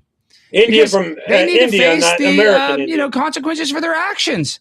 And if they're going to enable a mentally ill person to sue a barbershop when they're bald for not having non-binary as an option when they did a pre-survey before their haircut, then good. Bye. See ya. I mean, Justin Trudeau, he's not the prime minister anymore. He's blasting Katy Perry. Good for him. He's probably having the best time of his life while his country is just burning to the ground. It's ridiculous. And you know what? I don't even feel any empathy for Canada anymore because they're all the good ones are moving here anyway. Hopefully, or to Alberta. All right, here's something else from Canada. The broadcasting had to admit they were lying. There was just an unbelievable moment on television yesterday at the CBC. Rosemary Barton, their chief political correspondent, accidentally said the truth. There was a hot mic moment. So she was providing some taxpayer-funded analysis about how, global warming, and they're taxing us, and they know they're lying about it. You know, maybe people in Edmonton actually just love the Liberals now, and that's the real reason Matt Genereux switched and crossed the floor, because people in Alberta just love the Liberals now. Just total nonsense. And then it cuts away, and you could hear Rosemary Barton, like they left her mic on accidentally. They went to a press conference with Melanie Joly, but they forgot to switch the audio. So Rosemary Barton thought that she was off the air, but her mic was still on. And what did she say to people around her? Oh, it's all made up anyway. She just admitted that everything she says is BS. Mr. Fixer. Nonsense. So gotta have to listen to the very end of this clip, but it's just unbelievable. She says a quiet part out loud. Let's play that clip. Comes to be elected again, but there's also, the reality. We just called him that the some turd. people in Alberta Charles. are kind of warming up to the Prime Minister because he has taken markedly different positions on issues that matter to them, whether it be energy development or climate change measures that he's backed off on. So maybe Mr. Genereux feels like his writing is starting to move in that direction as well. Rosie, thank you. The CBC's chief political correspondent, Rosemary Barton, live in Ottawa. Minister of Industry, Melanie Joly, is speaking to reporters in Montreal. Let's listen. Just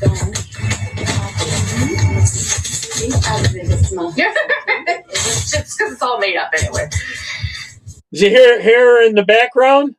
Her mic was still on. She knows it's all made up, and she's pushing that crap. It's all made up anyway. That just perfectly sums up the CBC. That should be like their tagline on their network. It's all made up anyway. Exactly right. Rosemary Barton, thank you for finally being Coyote. Okay, you got it, Charles. I think you got it. You got the right ones, not me. I didn't have it. All right, this is what they're putting. Watch this to our kids on TV, Netflix, and that. I'm trans, Norma. I use a different name and pronouns. I'm Frankie. Pronouns they, them. As a trans fairy, I love living out loud as my... What the hell's a trans fairy? What the hell is that? Most authentic self. I know I'm safe when I'm with my friends or other non-binary people. He's the undisputed champion of my heart. My name is Charles. I use they and them for my pronouns. Banafi will slide that runway. Nightshade's pronouns are they, them. He or she just doesn't fit who I am. Welcome to your crash course in holiday self-expression. That's on Netflix. I'm not paying for that crap ever. And I'm a grown-up. Imagine having that with kids. Unbelievable. This is a transgender Minnesota Democrat. It's advocating for the minors to get refixed. Let's put it that way. You mentioned the Paxton case. And the AGs in many this is a dude, by the way. States are very clear about that. They're almost jubilant about being able to use these laws to ban young people from We're not paying for that goddamn crap. Accessing content that could be educational if they are queer. And you're a principal. You have LGBT students in your school. And we also know that they're not receiving sex education for queer kids. They're groomers, Charles. They're groomers. Prurient interest could be, for many people... Dude, you're not selling the woman thing too well. People, the very existence of transgender kids. More and more people are saying there simply are no transgender kids. Yep, I agree. They're female or male. Boy, that Donald Trump, man, ain't he something else? Here's a little bit of sarcasm before she gets to her point. Yeah, y'all know President Trump, the one y'all be calling racist all the time. Man, did y'all see him the other day taking pictures with black people? You can't get no more racist than that. I mean, he actually touching black people. I can't. I mean, that's real racist. All up in the restaurant giving compliments to black people, getting in between them and stuff and taking pictures, laughing and telling jokes with black people. Bruh, that is some type of racism. Well, I think that one was from Minnesota, so that's another trans one I don't think it's Tim McBride. I tell you, I can't believe this racist what he doing. I think Tim McBride is Delaware, isn't he? And then the racist had the audacity the other day to have black people inviting them over to the White House to have a Black History program. And did you see the grandma that was up there talking to the racists? The black grandma that was actually defending the racists? Can y'all believe it? That's so funny. Then had the audacity to tell people to back up off him and let him do his job. Then guess what the racist did? He had the audacity to lean in and kiss the black grandma on the cheek. Now that's racist. 10 toes down, fully racist. Then Jesse Jackson passed away, God rest his soul. And the racist put out a tweet giving condolences to Jesse Jackson family. And then he stood up, the racist stood up and said that Jesse Jackson was a good man and he really liked him. The racist did that. Child, if that's racism, David Duke owe us an apology. Because Donald Trump is doing the true racism, baby. Loving on black people the way he doing. Let me tell y'all something. A true racist wouldn't even want to touch a black person's hand. A true racist wouldn't pass any type of legislation to help black people. He would keep them in chains. A true racist would say stuff like, you ain't black if you don't vote Democrat. You know, keeping you on the plantation and such. Catch it. That's my president. The racist. That's my president. She always does a lot of sarcasm stuff. I don't know her, but I've seen a lot of her. Well, excuse my French, but shit's hitting the sidewalk. New York City is 4 weeks into their self-afflicted socialism, and here's just how badly things are going. And tomorrow they're getting another snowstorm. Feel free to send to your friends who voted for Mamdani. So first, Mamdani in his suicidal empathy said, I'm not going to force homeless people from their encampments. Charles. I'm not going to rid them from the sidewalks. Let them stay. At least 16 people have died from hypothermia in the last couple weeks. Next, he promised he would freeze the rent. Remember? Yeah, well, this week he announced that if the governor doesn't approve his 2% tax on the rich, well, then he's going to have to hike up property taxes to 9.5%. There's no way the governor approves that, so the property taxes are going to go up, which means that landlords are going to get taxed more, which means that Yeah, it's American history, Marianne. It's not Latino or black or anything like that. It's American. We're going to have to pay more in rent. And to will this affect? I agree, Marianne. Well, people earning about $122,000 a year. So yeah. Now, can you get away with saying that in school since you work for the school system, Marianne? Yes, you, girly pop influencer who once pretentiously wore a Hot Girls for Mamdani pin. It's looking more like hot girls are going to get evicted. But for real, this massive tax hike that is coming is going to crush working and middle-class families. Next, he said buses would be free. Well, the fares went up, and his new spending budget is literally larger than the entire state of Florida's. Yet he still isn't allocating much of that funding, your tax dollars, to transportation or safety on said transportation, despite the fact that there's been a 17% increase in major crimes, a 58% increase in robberies, and a 9% increase in assaults. Imagine Maybe that. Cutting the number of police officers and using mental health advocates to tackle crime isn't going to be the best idea. Travel safe. Oh, well, it looks like he's not making anything free. In fact, the prices for New Yorkers are going up and your sidewalks are full of dog poop, trash, and unhoused people. But at least his new immigration chief wants to abolish ICE and ensure that local police never cooperate with ICE so that the illegal criminals in your city can stay safe and unscathed. New York City is a disaster, but y'all voted for it, so enjoy socialism and Godspeed.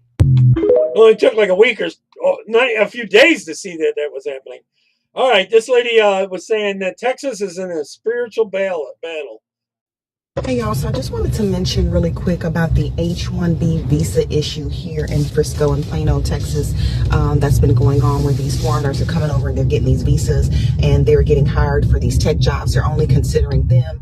They're getting, 4% interest rate on their vehicle purchases. And this was from an insider that actually worked at a dealership.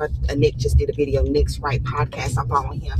And also Kaylee. They're doing a really great job exposing all of the stuff that's going on here locally, how these foreigners are coming in and taking over. They're building mosques, they're building halal grocery stores. But I want to touch on the spiritual side. I need y'all to understand what's really happening when they're building these mosques and bringing these statues. I just saw that they're putting a statue out in Sugar Land, Texas. It's huge. 90. Marianne, are any of them on your side at all, Marianne? foot statue of some weird looking thing. It's supposed to be about peace and prosperity or whatever it is. This is not harmless behavior. Okay. In the Old Testament, when Israelites had to go into other countries, he commanded them to burn those idols, because what happens is they're opening up spiritual demonic doors in certain territories, which is why they're anywhere and everywhere. My father called me yesterday and told me that a judge just signed off for these Indian people to build in Kaufman, Texas. They just sold them a large piece of land. And this is because my dad, he lives in the country. And so everybody over there, just kind of talks. I mean, he called me complaining about it. Like, why would they do that? Why would they sell them all this land for them to build mosques and for them to build all of these homes? And my dad was basically saying, why is Texas selling us out? That's why followers of Christ, you can pray all you want, but you have to get out and vote.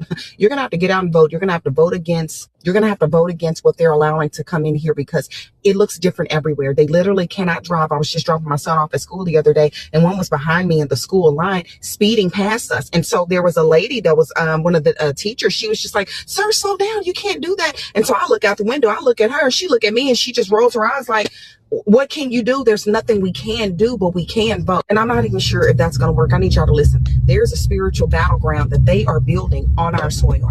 And it's spiritual. That's why the Bible says this first thing's natural, then spiritual. It's manifesting in the natural. They're taking over our schools. And you can say, oh, I'm going to pull my child out of school. I'm going to homeschool. We're going to pull them all out of school. You're still paying for the public schools. Your taxes are still funding this mess. Americans need to come together to fight this foreign enemy, because it's showing up as peaceful, but it's really demonic in nature. And they are opening spiritual doors, and you're going to see a lot more occurrences going on, because the spiritual battle has been brought on our soil, because it's all in the name of peace. But that's why they go everywhere. They're praying and they're bowing. They're praying outside of churches and bowing and stuff. They know what they're doing. They know what they're doing in the spirit. And so this is just a warning to y'all. Pray, vote, but something has got to be said, and people need to post more videos about it. I mean, I've recorded so many videos that I hadn't even posted yet, but people need to post more about it, because it is a serious issue. Amen. A new report has revealed that Joe Biden's HHS spent $22.6 billion in grants for migrants, covering cars, home loans, cash, housing, healthcare, and even money to start up businesses, all funded by American taxpayers. According to the report, the Office of Refugee Resettlement funded billions to nonprofit organizations acting as a, quote, giant magnet for illegal migrants, all while losing track of 32,000 migrant kids. More than $12 billion went to unaccompanied minors, even though reports exposed unvetted and abusive sponsors. Amen on New York City, I've got to tell you, I'm so impressed with you. You guys voted for Zohran Mamdani, what? He's been in office, what, a month and a half? When I said you guys were going to get a communism, Sharia law speed run, I completely underestimated this man's efficiency. He is a pedal to the floor, okay? You guys are about to get a 10% property tax increase? Yes, I know that's dependent on whether or not... It's already crazy high already. You guys tax the rich. And I guarantee, even with raising those rates, they're still going to have a huge deficit. They're going to have to steal from somewhere else. Tax those corporations. They're not going to do that. Property values will start going down. Oh my God, you guys are so cooked. As you walk to your price-hiked public transportation, and you can just hear the call to prayer reverberating off the walls of your city, do you just look up at the skyline and think, this is exactly what I wanted? I would have to say one thing. This Zohran Mamdani guy sure knows how to get rid of the homeless. And I got to tell you, actually, right before they freeze to death. I opened this app, I saw that he's defunding the police. He's getting rid of 5,000 new police hires. Guys. They were already short cops there. Unbelievable. I'm so pumped. The vibes are going to be sick. Okay, in all honesty, I find New York City incredibly charming. Every time I go, I find a new restaurant, a little diner. It's great. But I got to tell you guys, when I see that there are debates happening, whether or not you're allowed to have dogs, because some of the new arrivals from predominantly Muslim countries don't like dogs. I gotta tell you, I don't think this is gonna work out the way you wanted, but vibes are sick. Allahu Akbar. In other news, have you guys seen what Japan has done about a similar immigration situation? They're kicking them all out. I knew those samurais were onto something. They know how to preserve culture. They're kicking them out like as they should. Now, this is in the trucking industry. All the illegals in the trucking industry. You hear me? Yeah? Okay. Are you okay?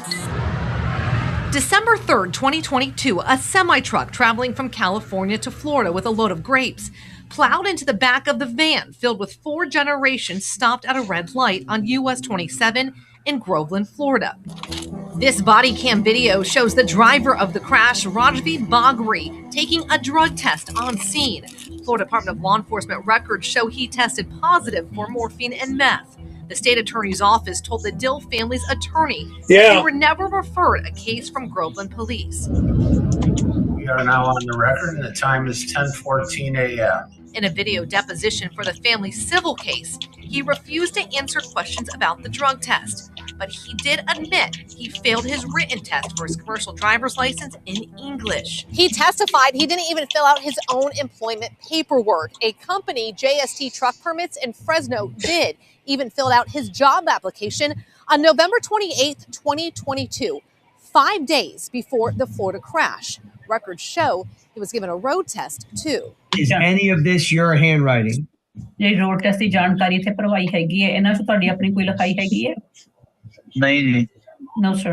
Even the date of the road test makes little sense. November 30th, 2022. Records show on the date he was supposed to be tested, he was already on the road, starting in California, Arizona, Texas, Georgia, before finally ending up in Florida's Lake County, the site of that horrible crash. So it just kept going through? Yeah. Couldn't stop? Yeah. In the meantime, little has changed for the driver involved in that Florida crash. Bagri is still on the road. Besides the citation, I shared one video with someone where the guy was cooking in the front of his truck while driving and smashed into people. An illegal. No criminal charges were ever filed. Even the lawyer taking the deposition. Literally, he had something on his dashboard where he was cooking stuff while trying to drive. Was startled to hear how this deposition started. When you first logged in, when you first had the phone in your hand and logged in by video, you were driving a tractor down the highway. Yes? Yes, I was driving. I was looking for an exit, so I'm sorry. Do you understand how dangerous it is to drive down the interstate with a cell phone in your hand, pushing the keys to log into the link and looking at a video, sir? Yes. Yes. Meanwhile, everything has changed for the Dills. It really did. It was a horrible day. But she's still here. It makes you wonder, well, where's the justice in this? Yeah. He's taken so much. Like, he still gets to live his life. Why is he here driving? Yeah. Nothing in his life changed. Just so they can get more voters? Unbelievable. It's about a criminal. I forgot. Several months ago, when different activism groups started logging ICE license plates, I had this nagging fear of what could happen eventually. And that nagging fear is becoming true. And that is that license plates that have been confirmed and vehicles that have been confirmed as ICE are now being returned by companies like Hertz and Enterprise into their regular commercial fleet and rented by regular citizens like you and I, like your grandma and grandpa, like your niece and nephew. And these people have no idea the history of these vehicles that they're driving around. Not only that, these vehicles are being used in the same area in which ICE agents were renting them. And so, regardless of a database that some people may have access to or not, once in a while I'll send you one. To look up those license plates, a lot of regular citizens who have been harassed for months on end have memorized these plates. They know which cars to avoid. They know which cars are ICE. And now regular citizens are being asked to drive these vehicles with no knowledge of their history. I want Hertz and Enterprise to be held accountable. I want them tagged in this video. I want to know their answer for this problem. It's very scary. It's very dangerous. Imagine that your grandpa rents a car and he's not from the state. He has no idea what's going on. He's driving around. All of a sudden, he's being followed. Oh, they're literally smash into your car if they think you're an ICE agent. And he recognizes that he's being followed. And he stops on a rural road. So now she's mad at the rental place. It's not their problem. I mean, they rent out a car, they bring it back, and someone else drives it. It has nothing to do with the rental place. See what's happening. It has to do with those Now loonies. there's a tense situation between him, who, let's imagine he looks like... Not tense. They attack him. They attack someone that they think has got one of those cars. You know, he's a white, like, middle-aged man in a baseball cap, and of course the left will target him if they're white, middle-aged man. Meager watcher is there filming. That's a very tense situation that can lead to violence given the personality types of the people involved, and it is unfair to the people who are renting these vehicles as well as the people who have been working hard to track so you don't go after the rental places, you go after the nutcakes harassing them. Activity that these companies are returning these vehicles to the regular fleet. It's selfish. It's... What the hell are you supposed to do with it? Cars then? Retire them? It's just gross negligence. It is very... It's wrong for the people to attack people that are driving those cars. Dangerous. There needs to be a separate government fleet and commercial fleet for vehicles. I don't know how to enforce this legislatively, but I do want this word to get out so that Hertz and Enterprise come up with an answer, because I am terrified. All right, I got 2 more short videos before Gregory comes on, okay? So let me be clear. Mamdani threatens to raid your retirement funds because he says that the city needs more money because he inherited the worst deficit since the Great Depression. Well, let's take a look at exactly what he wants to spend your money on. $5.6 million on the Office of Racial Diversity, $4.6 million on the Commission for Racial Diversity, $835,000 on the Commission for... Someone's lining their pockets. Gender equity, $260,000 on the Department of Education Chief Diversity Officer, $301,000 for 3 FDNY Diversity and Inclusion Officers, and another $118,000 for 1 Chief FDNY Diversity Officer. Is this what you people really worked your whole life and saved your money, put your retirement account? You want more diversity and gender inclusion? That's what you voted for, New York? I hate to say I told you so, but...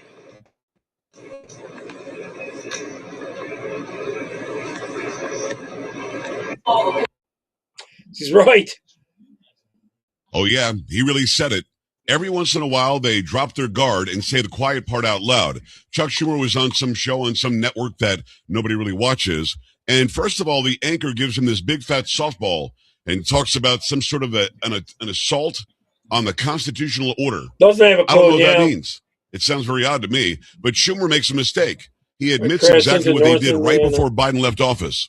There are those who believe that we are in real time living through an assault on the constitutional order. Do you Gregory, hopefully you got your truck fixed after that one pulled out in front of you. believe that we are in a constitutional crisis right now?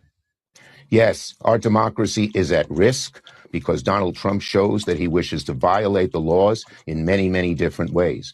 The good news here is we did put 235 judges, progressive judges, judges not under the control of Trump last year on the bench, and they are ruling against Trump time after time after time. Think about that. He just admitted they put 235 progressive judges in the courts to stop Trump. Now, this is all on the Republicans. They could have dug in. They could have said no to confirming all these people. They allowed this cram through at the end. I should be on tomorrow with Jada Francine videos and a few other ones.